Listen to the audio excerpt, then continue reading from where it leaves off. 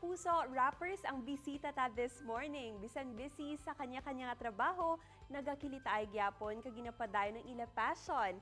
Ari na ang Taft Records sang Iloilo City. Maayong aga sa inyo guys. Welcome to the program. Good morning, Kate! Good morning, mga kapuso! Magpakilala ka mo anay syempre sa mga kapuso ta. Ako gali Sir Cors, 24 years old, taxi driver. Yes, ma'am Kate. Ako gali si Joken, 30 years old, delivery rider. Ay, kahit ako gali si Junior Haas, ng 22 years old, subong wala pa manobraga sa sideline. Hi Ma'am Kay, ako gali si JN, no, ang 36 years old, naga-sideline sa buy and sell. Ay, Ma'am Kate, ako gali si Jefferson, saka estudyante.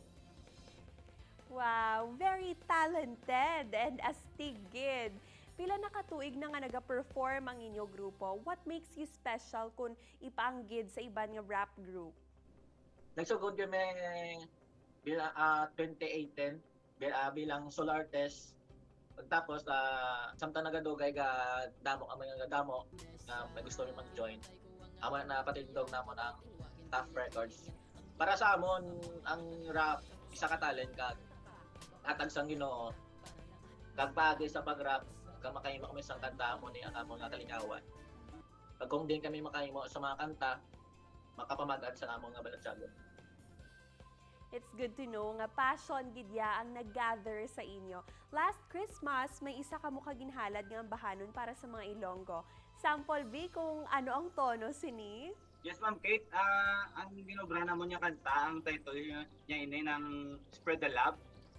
Para sa mga Ilonggo nga biskan nga pigado, kag siyempre nakagit sa COVID, kailangan magyapon naton magpalanggaanay kag ipalaknag naton ang pagigugma sa Ginoo.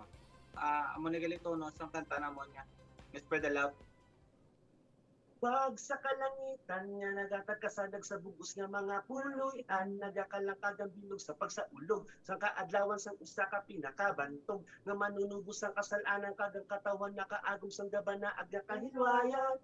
Malipayong gagmasadya ang pamilya, na namin nga magkaupod sa Noche Buena, pagkatapos sa naton nga pagsalo-salo, buksan naman naton ng mga regalo. Imo nga gugma, amo di palapta, ipabutyag namon sa amo niya kanta. Doon sa langit na ang nagasubi, Paskwa ang simbolo sang pag-iugma. Aton ni palapta ang iyang nagugma. Agud kita banan hilway kang sadya. Spread the love sa Paskwa. Spread the love sa Paskwa. Spread the love sa Paskwa.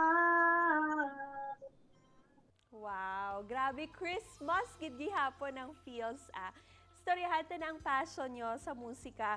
We know may kanya-kanya na kamo nga pangabuhi, may mga trabaho naman. How do you manage to still gather and perform?